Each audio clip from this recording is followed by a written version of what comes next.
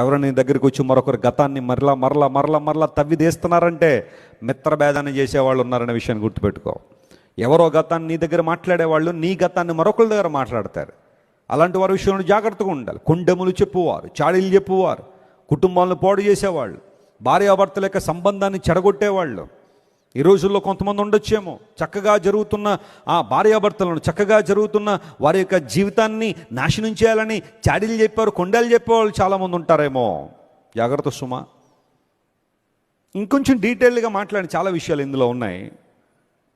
కొన్ని కుటుంబాలు పాడైపోవడానికి కారణం ఏంటంటే భార్యలు తమ భర్తను గురించి చెప్పకూడని విషయాలన్నీ కూడా లోకం అంతా చాటి చెబుతున్న కారణాన్ని బట్టే కుటుంబాలు మరలా కట్టబడడం లేదు. ఈ విషయాన్ని గుర్తుపెట్టుకోవాలి. అలా అని చెప్పి భర్త చేసే పనులను, అతడు చేస్తున్న అసభ్యమైన కార్యాలను దాచిపెట్టాలన్న ఉద్దేశం కాదు. కానీ జాగ్రత్త సుమా, నీ జ్ఞానం లేకపోతే ఆ విషయంలో కుటుంబం పాడైపోతుంది.